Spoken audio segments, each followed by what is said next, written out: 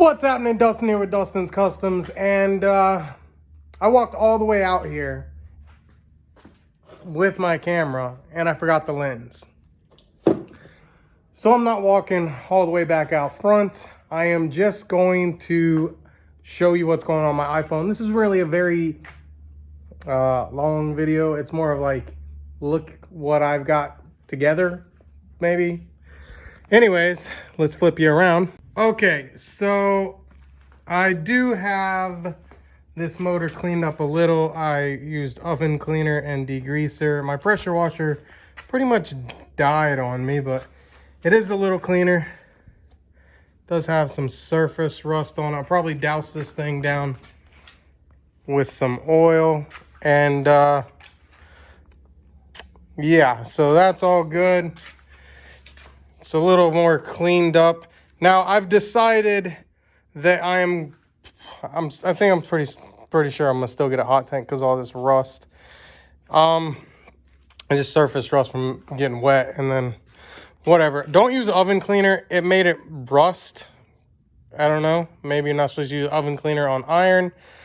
And I think I'm just gonna do a sloppy kind of build with this. I've been watching Sloppy because I found him. I'm trying to figure out everything I need. I don't really know much about this LS stuff. I am a complete rookie. So I've been watching Sloppy, and I may or may not do ARP bolts. I may reuse the factory bolts kind of like he did. I think I'm gonna go for like 600 the first time. Get everything worked out, bugged out, car running, driving down the road, pop the motor, do some rods and pistons before we go to 1,000. That's kind of the way I'm going. I'm more or less want to get the car driving and running and make a hit with the turbo around 500 horsepower and then pull the motor. Once I have all the wiring and all that figured out, it'll be a lot easier just to pop the motor and then build it. This thing is pretty simple. Okay, so one thing I did do is I went and I sourced a harness. This is a harness from a Suburban. It is a drive-by-wire harness, P59. And I also sourced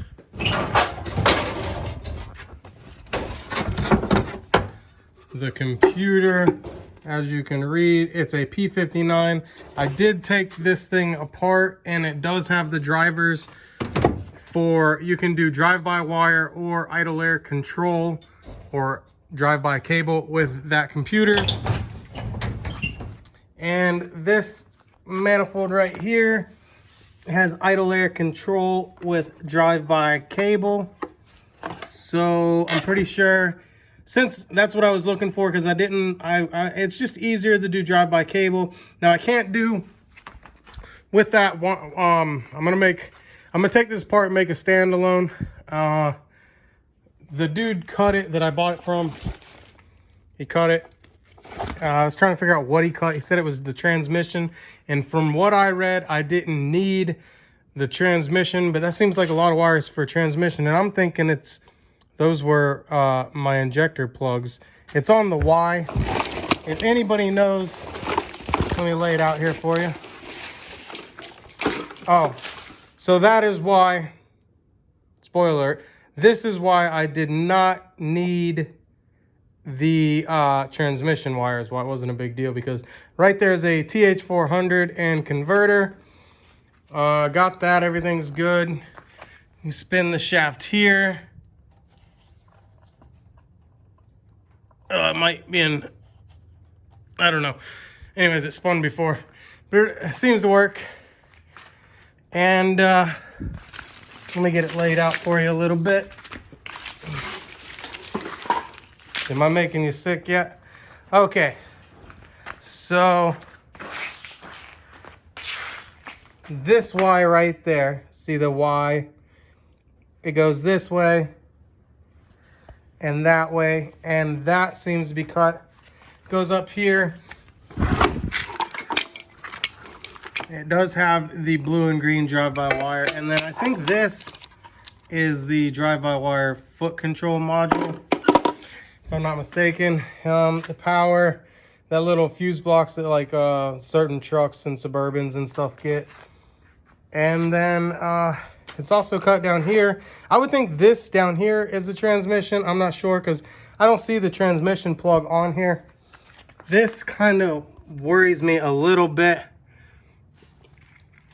Now, from what I understand, see, it's got these 3 plugs. It's got that plug, this, and this right before where it's cut off. I counted these, and I don't know, is that my injectors? And then I think I counted 8 of these. So there's 8 of these. 1, 2, 3, 4, and then 5, 6, 7, 8, and then, so I think those are injectors. And then right here is coil and coil, which would work out because I do have the coil harness. So I don't know what that is. I'm pretty sure that was OBD2, not OBD2, some O2 sensors in transmission, or I don't remember. I looked it up, spread out this harness a couple times, try to figure it out. But really, I just needed the plugs, and then I can make a standalone. I'm gonna make a standalone out of this. So that should pretty much be everything I need. Motor, clean it up, put it back together. I'm probably still gonna get it hot tanked. I don't know. Sloppy says when you run an E85, it cleans these things up pretty good. This surface rust is literally from 30 minutes ago. 30 minutes ago it did that. So, and then when you wipe it, you see how clean it comes. Because I did spray the motor down with oil. So 5.3, it is a 5.3. A TH400, a P59 harness that has the driver module on the computer that you can run either drive-by-wire or drive-by cable. Don't need a transmission controller, just need the motor to start. So that's pretty much all I need. I got to get the adapter for the flywheel, and then I got to get motor mounts. I need motor mounts. So the next thing I'm probably going to buy is lifters. I'm going to buy lifters. This thing needs lifters. Now, I had these dirty push rods.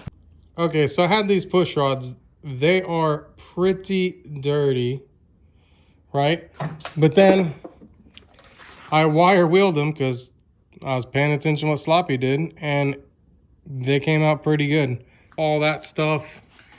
And then, oh, over here, everything needs cleaned up. I'm going to clean it up better than what it is and paint it. A little bit of pitting, but I'm going to wire wheel everything. I am going to do springs and a cam. So it's going to be springs, cams, stock put back together, cleaned up way better than what it is. P59 harness, standalone. I'm going to standalone, take out what I don't need. TH400, and then it's going to go in this Mustang Cobra. I was actually thinking about using my stock K-member for now. I'm doing this budget as can be. So stock K-member. This is a Cobra. Let me see. Nobody believes me, it's a Cobra.